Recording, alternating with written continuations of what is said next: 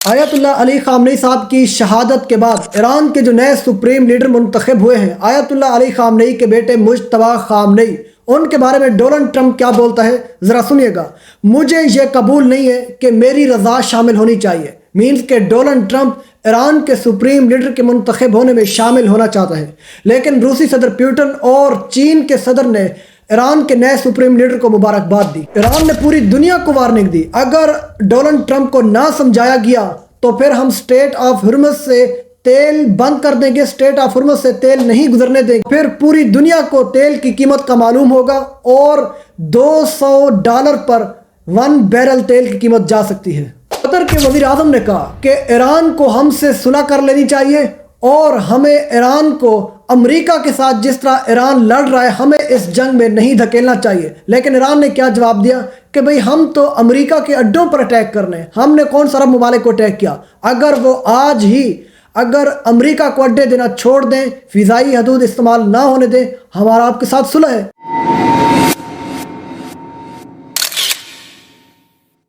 Welcome ناظرین، دنیا بھر سے بڑی خبروں کے ساتھ آپ کی خدمت میں حاضر ہوں۔ ناظرین، جو ایران کے نئے سپریم لیڈر منتخب ہوئے ہیں آیت اللہ علی کے جو بیٹے ہیں مجتبیٰ خامنئی، ان کو ایران کے لوگوں نے بھی قبول کیا، ایران کی گورنمنٹ اور بیوروکریسی اور چاہے ڈیموکریسی ان تمام لوگوں نے قبول کر لیا۔ لیکن جو ایک خطرہ ان کے لیے بہت مشکل نظر آ رہا تھا کہ وہ جو ایران کے پاسداران انقلاب ہے کیا وہ اس کو قبول کر سکتے ہیں؟ ہاں، لیکن جو ایران کے پاسداران انقلاب ہیں انہوں نے بھی مجتبیٰ خامنئی کو اپنا نیا سپریم لیڈر منتخب کر لیا۔ لیکن دوسری طرف ایک ہزاروں کلومیٹر دور بیٹھا ڈونلڈ ٹرمپ یہ بولتا ہے کہ میں ایران کے سپریم لیڈر کے الیکٹ اور سلیکٹ ہونے میں کردار ادا کروں گا۔ بھئی آپ کا کیا واسطہ؟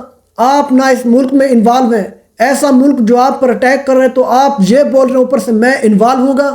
لیکن یہ امریکہ یہ چاہتا تھا کہ میری مرضی ہونی چاہیے، لیکن ایران نے کہا ایسا آپ ہرگز نہ سوچیں، یہ ایران کا فیصلہ ہے اور ایران کے جو سپریم لیڈر ان کی بنائی ہوئی کیبنٹ کا فیصلہ ہے۔ اور دوسری طرف ناظرین، چاہے روس ہو اور چین، ان کی حمایت کا یہاں سے پتہ چلتا ہے۔ جو روس کے صدر ہیں پیوٹن صاحب، انہوں نے باقاعدہ طور پر ایران کے نئے سپریم لیڈر کو کانگریچولیشن دی، اور چین کے صدر نے بھی حمایت کا اعلان کیا کہ ہم ایران کی نئی سپریم لیڈر، ایران کی نئی بیوروکریسی کے ساتھ کھڑے ہوئے ہیں۔ لیکن امریکہ کی بات کو رد کر دیا گیا۔ جب سے ایران اور امریکہ کی جنگ لگی ہے تو پوری دنیا میں تیل کی شارٹیج محسوس ہوئی، صرف پاکستان، ہندوستان یا بنگلہ دیش خلیجی ممالک میں نہیں بلکہ پوری دنیا میں تیل کی اہمیت کا اندازہ ہوا ہے۔ تو ایران نے تو مزید خبردار کیا، اگر ڈونلڈ ٹرمپ کو نہ سمجھایا گیا تو اسٹریٹ آف ہرمز، ناظرین جی آپ جانتے ہیں اسٹریٹ آف ہرمز ایک تھوڑا چوڑا راستہ ہے، عرب ممالک اور ایران کا تیل دنیا کو سپلائی ہوتا ہے، تو اسٹریٹ آف ہرمز ایران کا حصہ ہے۔ تو ایران نے کہا کہ اگر ڈونلڈ ٹرمپ اسی طرح ہم پہ عملے جاری رکھے گا، اپنی پابندیاں جاری رکھے گا، تو پھر ہم بھی ایک خود مختار قوم ہیں، کسی کی پابندیوں میں آنے والے نہیں ہیں۔ تو انہوں نے کہا ایران نے، تو ہم اسٹریٹ آف ہرمز کو پرماننٹ بند کر دیں گے اور یہاں سے جہاز نہیں گزرنے دیں گے، اور جب یہاں سے جہاز نہیں گزرتے تو اس کا نقصان کیا ہوتا ہے کہ پھر ایران نے کہا کہ 1 بیرل تیل کی قیمت $200 پر جا سکتی ہے۔ جب $200 پر بیرل تیل جاتا ہے تو صرف اتنا تیل مہنگا ہو سکتا ہے کہ دنیا کا نظام زندگی مفلوج ہو سکتا ہے۔ تو پھر ڈونلڈ ٹرمپ کے خلاف پوری دنیا ہی نہیں بلکہ اس کے اپنے لوگ بھی خلاف ہو چکے ہیں۔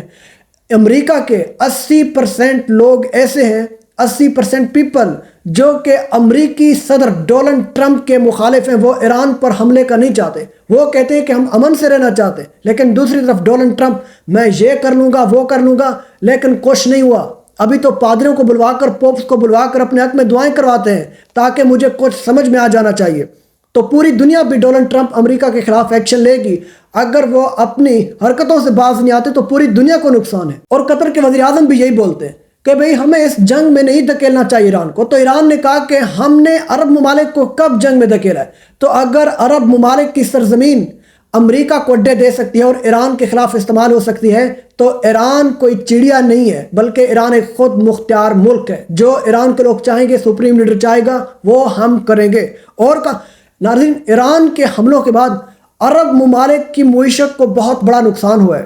پوری دنیا کا رخ ہوا کرتا تھا دبئی، سعودیہ یا قطر، کویت، بحرین کے اندر، لیکن اب کیا ہے، جب سے ایران اس پر اٹیک کر رہا ہے تو اتنا بڑا نقصان ہوا ہے کہ لوگ ڈیپورٹ ہو رہے ہیں، لوگ چھوڑ رہے ہیں، نہ اس کی معیشت کو بھی بڑا نقصان ہے اور دبئی کا جو انفراسٹرکچر ہے، دبئی کا برج خلیفہ بھی ایران کے نشانے پر ہے۔ اگر کہا کہ اس نے اور کوئی ایسی کوئی بدمعاشی کی تو ہم ان کے بڑے بڑے مقامات کو ٹارگٹ کر سکتے ہیں، جو کہ عرب ممالک کی انفراسٹرکچر کو نقصان پہنچا سکتے ہیں، اس کی سیکیورٹی ایجنسی کو نقصان پہنچا سکتے ہیں۔ اب ان کی بقا، چاہے عرب کے بڑے لیڈر، ان کی بقا بھی خطرے میں ہے، وہ تو ڈر رہے ہیں۔ اور دوسری طرف جو بحرین کا یہ حال ہے، بحرین کو ایران نے سب سے زیادہ نقصان پہنچایا، کیونکہ وہاں پر امریکہ کا سب سے مضبوط ایک فوجی اڈہ تھا بحرین اور قطر کے اندر۔ تو ایران نے بحرین کو ایسا انفراسٹرکچر اس کا تباہ کیا کہ وہاں کی جو مین جگہ تھی وہ تو ملبے کا ڈھیر بن گئی، وہ اس کو بہت بڑا نقصان پہنچا ہے۔ ناظرین، انہی خبروں کے ساتھ مجھے دیجیے اجازت، ملتے ہیں پھر ایک نئے ولاگ کے ساتھ۔